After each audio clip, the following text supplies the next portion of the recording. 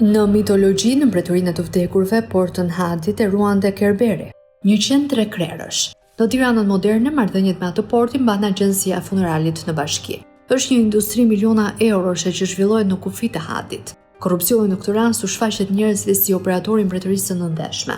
Njeriu duhet të negociojë, nis nga porosia e varrit tek ndërtimi dhe funerali. Mungesa e varreve sjell zhvarrime, murosje, lëvizje varresh. Mbi këtë rrëmuj shkëlqen me magjinë e saj kryetarja e bashkisë aktuale, Anuela Ristani. Ajo parashikon sa njerëz do të shkojnë në mbretërinë e nëndeshme, sa lek duan ndarë për tendrat e varreve dhe cili duhet t'i fitojë. Kjo është tabela Istat nga e cila mësojmë se në Bashkinë Tiranë, gjatë viteve 2023 dhe 2024 janë regjistruar respektivisht 4206 dhe 4397 vdekje. Për vitin 2025 nuk janë përputhur të dhënat. E komanduara fuqi plot Anuela Ristani, por me sa duket edhe me fuqi të mbinatyrshme, parashikon numrin e vdekjeve. Për 3 vitet e ardhshme 2026-2029, Bashkia Tiranë ka porositur 13.000 komplekse varresh. Prognoza e Ristanit mund të jetë konsultuar edhe me të dhëna shkencore mbi demografinë. Dhe mbi këtë rast të fortë është përllogaritur fondi për 3 vitet e ardhshme.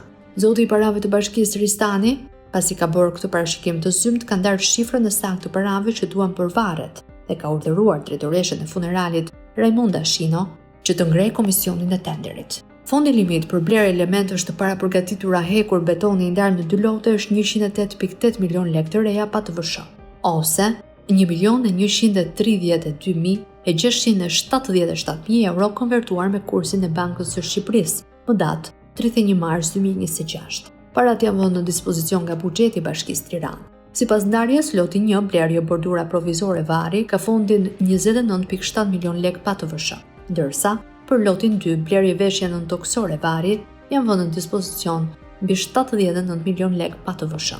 Ky superfond është krijuar nga mbledhja e buxheteve të 3 viteve të ardhshme të Agjencisë Funeralit dhe nga llogaritja e fryrjes së materialeve të ndërtimit që janë pllaka betoni të përmasave të ndryshme. Në saktë, fondi është bërë gati për fituesin e paracaktuar të tenderit. Të 2 lotet janë të një kompanie, ndërsa procedura është e mbushur me shkelje.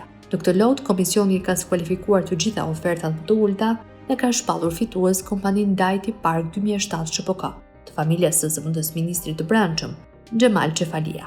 Më 10 qershor, drejtoria Shino ka firmosur formularin e fituesit dhe ka dërguar administratorit Lulzim Çefalia.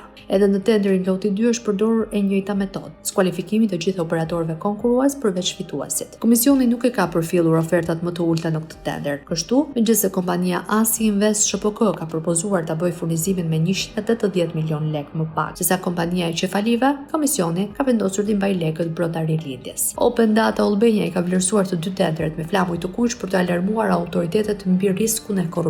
Por Anuela Ristani nuk reflekton ndaj këtyre shenjave. Ajo ja ka dhënë tenderin kolegëve të partisë së vet pa hezituar, ashtu si ka vepruar edhe herëve të tjera. Firma Dajti Park 2007 ka një të kaluar tepër të dyshimt me hetime dhe kalime pronësie në mënyrë fiktive. Duke qenë pjesëtar të familjes Çefalia, teksa ishte në pushtet, Xhemali deputet dhe Lulzimi kryetari i komunës Dajt dhe më vonë administrator po i njësisë Dajt, firma ka qenë formalisht te familja Kalaja. Kujtim Çefalia në vitin 1999 themeloi kompaninë Çefalia SHPK, e cila sot mban emrin Dajti Park 2007, dhe po në vitin 2007 kur u zgjodh kryetar komune, aksionet e kësaj kompanie ja kaluan shtetasit Ylber Osman Kalaja. Në vitin 2004 emri i kompanisë kishte ndryshuar nga Çefalia në Vllaznia. Pas zgjedhjes së Kujtim Çefalisë në krye të komunës Dajt, kjo kompani filloi të lulëzonte duke përfituar mbi 4 lekë ndërtimi në zonën e Freskut dhe Qesarakës, me firmën e vet Kujtim Çefalisë. Më tej në vitin 2016 administratori i kësaj kompanie emërohet vëllai i Kujtimit, Lulzim Çefalia. Vlera e kapitalit të kësaj kompanie në vitin 2012 ishte 130 milion lekë. Në vitin 2014 Vllaznia SHPK, Ortaku SHPK dhe Desart SHPK, datë 10/12/2024 nënshkruan një marrëveshje të përbashkët për thithjeje. Në vitin 2016 shoqëria ndryshon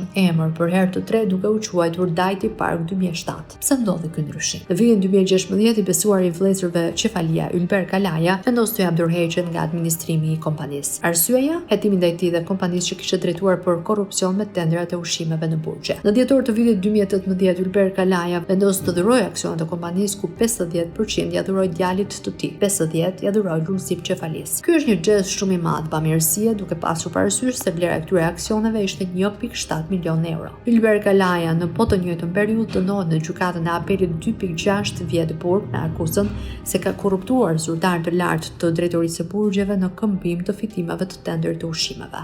Çuditërisht, kompania Dajti Park 2007, e cila kishte përfituar këto tendera përmes korrupsionit, nuk dënohet, nuk vjet nën sekuestro dhe nuk përjashtohet nga pjesëmarrja në përkurimet publike. Shoqëria Dajti Park 2007 SHPK e familjes Shefalia ka përfituar 32.3 miliard lek transaksione thesari për periudhën 2013-2025. Pra nga viti 2020, administratori i kompanisë do të jetë vëllai i deputetit të PS-s Xhemal Çefalia dhe ish kryetari i komunës Dajt, Lulsim Çefalia. Kompania ndonse me rekorde korruptive vazhdoi aktivitetin duke fituar tendera vit pas viti. Kryesisht në Bashkinë Tiranë, ku së fundmi ka fituar tenderin që po flasim. Firma ka përfituar edhe nga tenderi i rindërtimit në Mans, Vorë dhe Shija. Nga totalat e Open Data Albania viti 2023 është viti me xhën më të lartë të kësaj shoqërie. Plot 9 miliard lek, nga të cilat 554 milion lek vetëm fitim. Çefalit nuk ndalen së fituar as me pllakat e varreve në 2 tenderat e fituar, së fundmi si favor nga Anuel Aristani dhe varësia e saj Raimonda Shi. Në vitin 2022, drejtori i Agjencisë së Shërbimeve Funerale në Bashkinë Tiranë, Eliodor Ndini,